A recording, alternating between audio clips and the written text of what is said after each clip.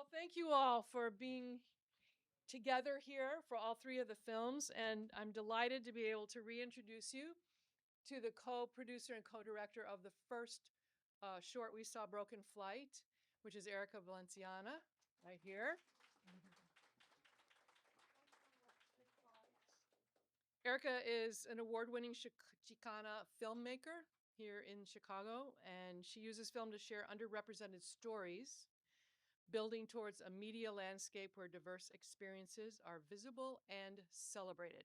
So thank you, Erica, for sharing your film with us, for sure. Thank you. And Inma Abreu, welcome. Inma, I'll let you clap in a second.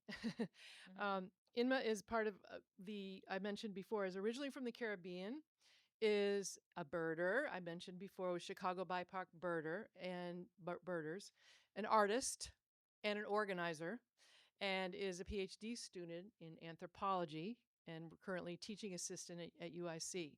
So the Chicago BIPOC birders and also Chicago Bird Collision monitors for they were a monitor in fall of 2024. Is someone talking to me? No. Oh, okay. Now we clap for Inma. Okay. And also, George just joined us. I don't know if Naeem is in here, but you saw two folks out when you came in, and they'll be there afterwards. And George Garcia brings Windy City Bird Lab, and there's like a real live seagull, heron to pet, not live, a visual 3D representation, but you feel like petting it because it looks live. All right, cool. And also Naima Torres, which is from the Mezcla Media Collective here in Chicago, which are filmmakers, independent filmmakers, and people who are learning about film and telling stories that are really important for all of us to hear. And I believe Erica is a member of that. I'm a member of both. Of both. Erica's everything. Okay. I'm all over the place. All over the place. And we're so glad you're here with us tonight, being all over the place. So I'm just going to ask them, both of them, a couple of questions, and then open it up to you. We have a mic we can take around. And really, it's just the question. So tonight's theme, which I did not anticipate that tonight would, I mean, when I saw the movies, I'm like, wow, this is a ball about birds. And I started thinking about it. I don't think I'm an official birder in the sense that I don't follow around. I don't know what the official thing is. I just watched Residence, and Detective Cordelia Cup is a birder. Like she checks off when she finds things, right? My mom would stop any conversation she was having when she heard a cardinal during the and any conversation, just go, thank you, pretty bird, and then go back to the conversation. So I think I grew up appreciating them. I know all of them that come to my yard, but I'm curious about birds. Well, Erica, you made a film about people who are trying to prevent collisions and also rescue. And Emma, you're doing this as part of your work with the Chicago BIPOC birders. What is it about birds that you feel is important to tell the story of or to work for their health? Erica, why don't you go first? I mean, it kind of said it in the film, like why birds are so important. They just do so many different things, and I think like the phrase "canary in the coal mine," right? That came from somewhere, and so birds are a big indication of our health as a Mm-hmm. planet. Mm-hmm. So yeah, they're just important for Yeah. so many different reasons. Yeah. Thank you. How about you, Emma? Um, okay. I'm not a huge fan of mics, so Thank you for tolerating. um, I love birds, and in class, I'm always talking about birds. We're talking about bioanthropology, we're talking about archaeology, and I'm always going to bring the birds. Um, because, as you said, they tell us everything, and they are indicators of the environment. Even tomorrow, I have a final presentation for one class for bioanthropology, and what I'm presenting is the bioanthropological perspective in bird collisions and skyscrapers in Chicago. And the cities are growing rapidly, like so accelerated. And You know, you see these funny videos of people like colliding with windows and with doors and glass walls. And that's an indicator that even us are not adapted to this architecture and technology that politicians and corporations are pushing. So, you know, birds tell us where to go. Birds tell us to have hope. Birds tell us to be resilient, even when they are habitating and navigating a system that is so unequal and that keeps growing without taking them into account, but also without taking us into account. And, you know, in some way, I see they are, we are a reflection of each other. Mm. Um, Mhm. so Thank you. if you ask me why birds are important, like, Yeah. I mean, why are we important too? Yeah. Yeah. Yeah. Yeah. Thank you. Thank you.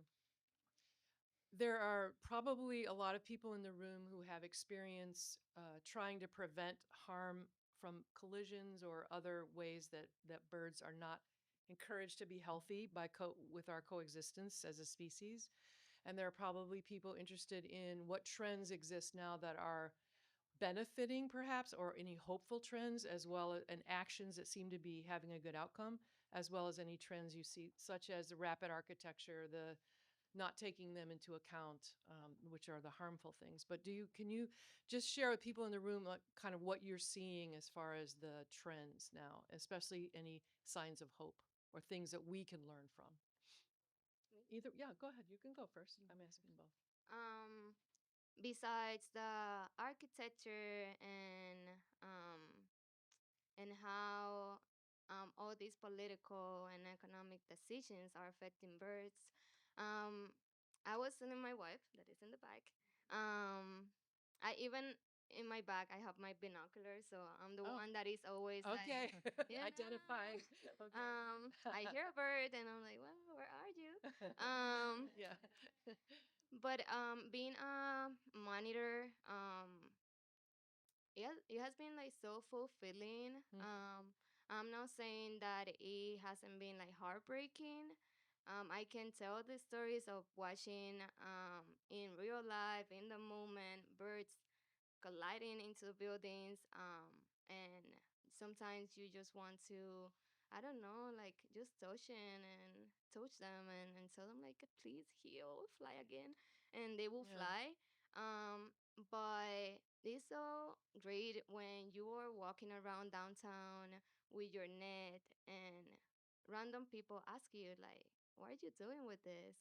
Um, and you start telling them, or people that call to the hotline and you meet them in the place and they ask you what happens next, and if they keep your phone number, they text you like, hey, do you know something about the bird? And I think this is like one of the beautiful trends. I'm turning 30, so I'm kind of like young to Mhm. I guess, right? Yeah. Mhm. Correct. Okay. um and you know, like seeing other people joining and Mhm. also getting inspired by you. And I don't do this for people to know like, oh, you rescue birds. No, it's if we're more people doing it, if we are more people being conscious about how hazardous is the whole world, um, maybe we can influence these political decisions. Maybe we can make a change. Maybe someday we will stop um, going to downtown to pick up many birds. In one day, I picked up like around 50 birds, Mm. and Oh. you know, the morale kind of like falls into the floor because, you know, like, please don't crash again. And like, I hope that when I walk back to this part of the building, I don't find another bird. Um, so I think this is one of the one of Yes. the most beautiful trends, like people wandering and watching you and stopping while you are picking up the birds. Um, Hearing the birds moving inside the bag and people like, oh my god, they're getting better. Um, it's you are hopeful, but people watching you. Mm-hmm. It's not Mm-hmm. only the hope of taking care of the birds and being conscious is finding hope in other things. That's why birds are the best because it's not only hope in them, it's hope in the whole world, in Mm-hmm. people. Mm-hmm. It's kind of like you help the bird, someone saw you, and later this person will help another person, Mm-hmm. and you know. Yeah. Yeah. We got you. Thank you. Yeah, I'm gonna echo that too. The hope that I get is from watching all these different people who are just, doing these small actions, but they don't do them so consistently, and so many people working together to help like these tiny little creatures is just such a beautiful thing, and that's what gives me hope. And even yeah, like unfortunately sometimes it takes like really big events for a lot of people to pay attention.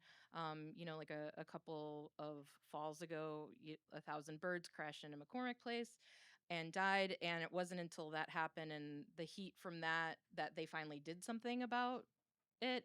And it's actually the building that's referenced in my film. The 40-year study is McCormick Place. I didn't want to like put their name in the film, but that's who it is. Huh. And so they finally like retrofitted the glass so that last fall, they had something like 18 birds die instead of Oh. you know the hundreds that were dying a year. So that those are the kinds of things that give me hope. It sucks that it takes so many birds to die for them to Yeah. actually do something about it. Yeah. But I'm glad that they finally did, and I'm hoping that the positive attention that they've gotten from doing that will Yes. encourage other buildings in problem areas to doing something like that. But also, something I do want to point out is that the film takes place downtown because that's sort of where the collision monitors go to walk around to collect the birds. But the reality is that the majority of window collisions do happen in single family homes. So, like I've Oh, had okay. people come up to me and say like, "Oh, yeah, like growing up, we would have a window and like every so often a bird would crash into it." And I'm like, "Okay, so take that and multiply that by all of your neighbors, and that's what's happening." So they felt like, oh, it feels very kind of isolated, but it's not. And so if you have a problem area in your home, like it's so easy to do something about it. And this is like an issue where Yeah. we can all do something about it. You don't have to. I Yes. mean, you can certainly do like incredible collision monitor work, and that takes a certain amount of dedication, but literally everybody, if you have a window, you can do something about it. Yes. So Thank you for that. Thank you very much for that. So we're getting a sense of the sort of interconnectedness of the lives of birds and the destiny of birds and birds passing through our city on their way where they're supposed to go every year and how our city affects them. We're also getting a sense of specific things that we can do. Both of those things are important for us to keep working with, but I want to open it up to you and give you a chance to ask these two folks about their art, their work, their thoughts about the film itself. You can ask Eric about the film or anything. So we have, Microphone. and this is Jody. Jody's our One Earth Film Festival representative here tonight. So thank you, Jody, for helping us get organized. Who has a thought? Also, ideas for actions too, because we'll be talking about that in a minute. Well, I love everything you're saying. And I did have a window where birds kept like flying into, even though there was a tree right in front of it. that's probably why there was the Oh, reflection. oh, So well, they thought there was a tree inside. but I put a bunch of like these like decals on the window, Mhm. and it's kind of cool. And so far, so good. Nice. But I have a question. Both films were amazing, and I would love to share this with so many people. Like, how can we share this film with other people? Like, will it be like on Netflix or like Probably not Netflix. No. I wish. But sorry. YouTube? Um, yeah, so I mean, right now the film's still on the festival circuit, so with that comes a lot of limitations in terms of like where you can screen it. You definitely cannot have it online when it's at festivals because then people don't go see it at the festival. So I get it. But hopefully, we're working on sort of like where it's gonna end up living when the festival run is over. I think that might be like October-ish. So we'll see then. But I mean, it's still there. If I'm allowed to plug another festival, it's going to be screening again March 16th at the Chicago Cultural Center with the Midwest Film Festival. So, if you're like, hey, May my 16th, maybe? yeah, You May said March. 16th. Yeah. Yeah. Okay. Oh, what did I say? Yeah, May 16th. Yeah, March is Not a cool next month year. because that's when I was born. But This year. no, it's May 16th. This coming May 16th, and yeah, so it'll be screening there. So if you like know someone who I feel like everyone's like, oh, I should have brought my aunt, and so send her to that screening. Yeah, plug away. You don't have to. It's not a competition. Thank you. Climate justice is not about competition. Yes. The film was beautiful. Thanks. And it was just oh, sorry. That will It help.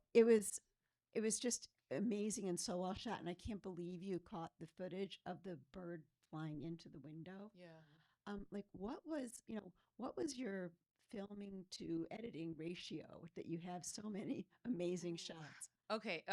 So yeah, that question always hurts because we filmed for like 4 years or something because it was meant to be more broadly about bird conservation in Chicago.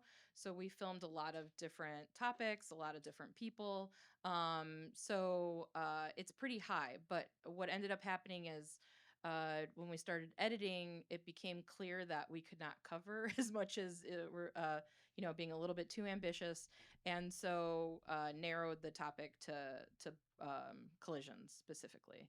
So yeah, but it ended up being like not like it was like the f- the film ended up being like 3 main days of shooting, but then a lot of like pickup shoots to get like the slow mo of the birds flying out and to get very like specific quotes, like very specific narrative elements. And then the shots of the birds, just the birds by themselves, that took a really long time. That was like a really big task and something that because we started the film in 2019 during like there was some stuff going on in 2020 as you may Yeah. recall Just a- where we couldn't interview people so much so like we would just go out and like in separate cars and we'd go and like film the birds and that kind of thing yeah, so I couldn't give you a number. I think that's like a self-preservation thing, like I don't want to know. But I'll say a lot to a A little. lot to a little. Good enough. Qualitative data. Yeah. So, having left topics on the table, are you hoping to pursue any of those topics with further projects? Oh, yeah, maybe not exactly those topics, but yeah, I'm like I got sucked into the bird life, like with the Chicago BIPOC birders now, and so I'm gonna be filming in Alaska this summer. Yeah, at a bird rehab. Yeah, so Cool. yeah, it's cool. I went and I screened there in December, and then I went and screened again in March, and I was just kind of like planting the seeds for projects and so yeah, so I'm going to be filming like a bird trainer at a bird rehab up there. So yes and no is the answer to your question. Cool. Yeah. Thank you. Amazing film.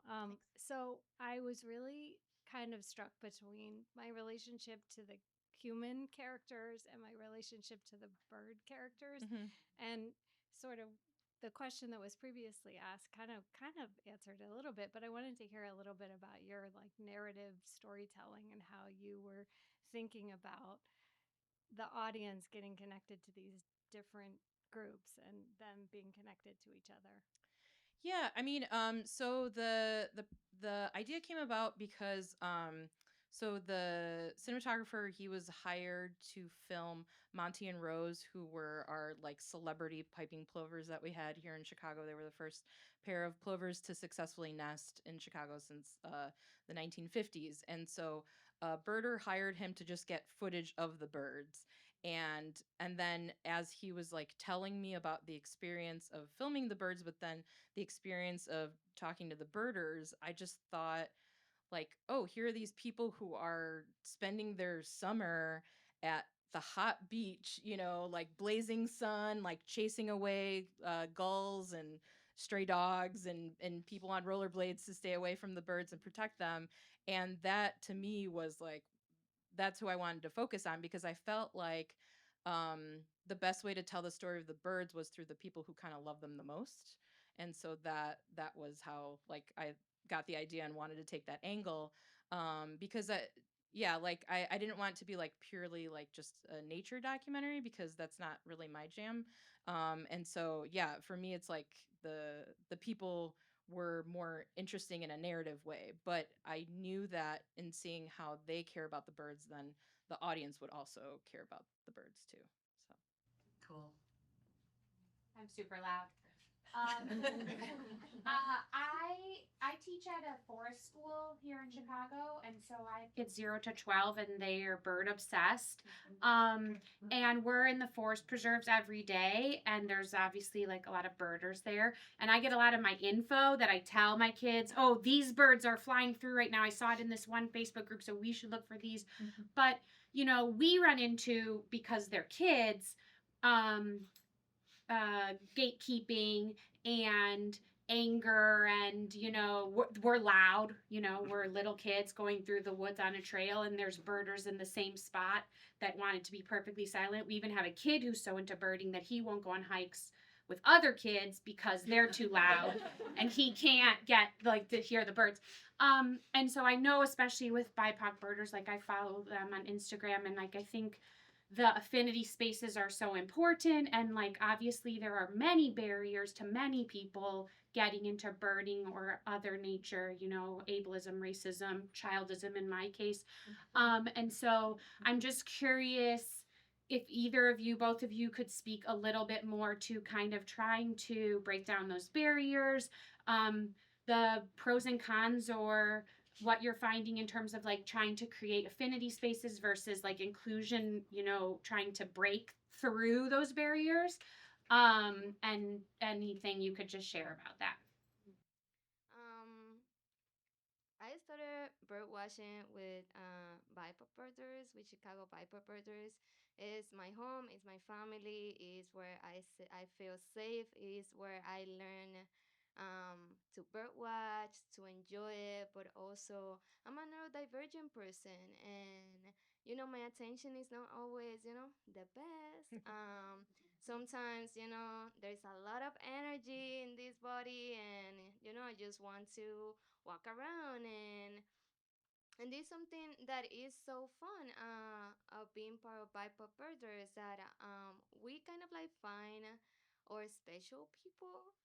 Everybody like finds like we are all BIPOC, but the neurodivergent people, the people that just want the silence. And the gatekeeping doesn't exist in Chicago BIPOC birders. Again, I learn with them, and everybody's sharing their experience. They teach you where to look, they teach you how to use even the binoculars, and the best way to create spaces is recognizing that interest looks different for everybody. I love the gray blue heron. I could sit for a long time just watching the gray blue heron. And this is where my attention is, perfect. Like I can sit, I can control my energy. Like the gray blue heron controls my energy, my attention, my love, my eyes, everything. Um, and there's a bird for everybody, and there is a space in nature for everybody, and kids shouldn't be encapsulated. A child shouldn't grow in a box.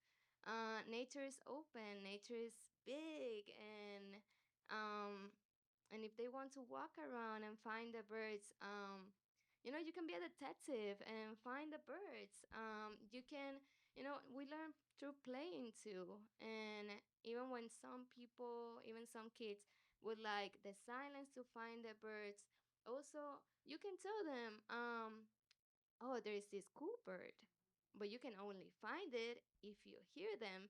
And as a neurodivergent person, Burden has been my happy place because I'm using Merlin, for example, walking around because I know my attention is a little bit sketchy.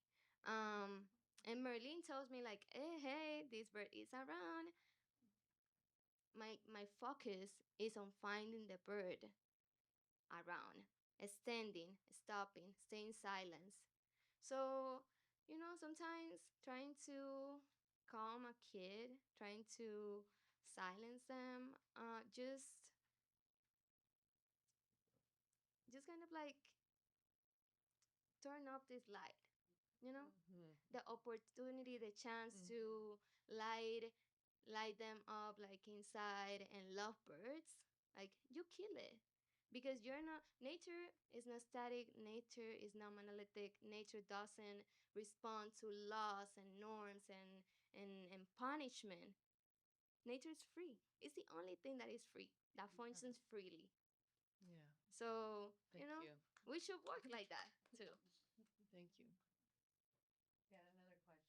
And then after that, I'm going to throw up the action slide, and we can also share suggestions. Go ahead. So loved all the films, and I love the one that you're doing. And I've actually contacted the bird collision monitors, and hopefully one day I'll have time to be a volunteer to do it. But my question, very specifically about filmmaking, is: do you have any interest or are any plans to do a film about birds and climate change? And that's sort of my quick question. But the backup to that is I think it was the Chicago Tribune several years ago did a piece on about the migrating paths of birds, and it was a very detailed piece that looked at the changing in the temperature and how there was a it's still like the change in the temperature is very small, um, and it is changing. But the birds that are on a migratory path, they know instinctively that when they get to a certain point in their pathway, it's right when certain types of flowers are blooming or caterpillars are coming out, and that's their food source along the way. Mhm. And there was found that in Chicago that there were certain types of birds that were not making it to their final destination. There were much smaller numbers of birds, and the hypothesis was that a lot of them were getting to the various sources and their food source wasn't there, so they couldn't go, eat and then move on. And so for me that was sort of a literal canary in the coal mine, if you will. And I work for an environmental group, and I'm a very novice birder and all that, so it kind of brings all my love and passion. But that article really stuck with me, and I've been to the Field Museum and seen like all those birds and all of that. So it's had a really strong impact on me. But I'm just wondering if there's a way that you could make a film that connects those two things, and it's a way in, I think, for some people to care about the planet aside from what it means for us, because it's important for the birds too. Yeah, I mean that's a cool idea. Thanks for sharing it. Specifically, I'm not currently making that film. um, but yeah, who's to say like in the future? I think my problem is like too many ideas, and like yeah, I have like a lot of projects going on right now. So yeah, who knows, like maybe in the future. I think I never, before working on this project, like I always thought birds were beautiful. But yeah, I didn't think I'd become the like bird film lady, but that seems like it's what's happening, It's and so happening. I It's should probably happening. stop resisting. So, yeah. Thank you. Mari, would it be possible to put up the action slide next? Aaron? No? Okay. Oh, Okay. the list? Well, the QR code is important for a couple of reasons. One is that you linked there, it'll say links, is a large list of both specific, very specific things you can do about preventing collisions, even kind of things you can do for your own windows, uh, things to do about your cats, which is another hazard for the birds. And as Eric informed us, it's the household windows or the private windows that are actually the larger harm. So that's important for that reason. And also, I threw in there a little short by Wangari Maathai, who won the Nobel Peace Prize for her work in Kenya establishing the Green Belt movement with 30,000 women in the villages who has planted over 51 million trees to help reforest the land so that there's more food and income for the women in the village. And Wangari Maathai has a little thing about hummingbirds. And her point is there's a forest fire and all the animals are standing around going, oh my, there's a big forest fire. And the hummingbird is just taking a little drop of water from their little beak and dropping it in the fire and going back. And the animals are sort of looking at the hummingbird. And so is your point, you're so little and the fire is so big. And the hummingbirds will say, I know the fire is big and I'm little, but I'm doing every single thing that I possibly can. And that's just I think, a wonderful message. And I appreciate Wangari Maathai's leadership.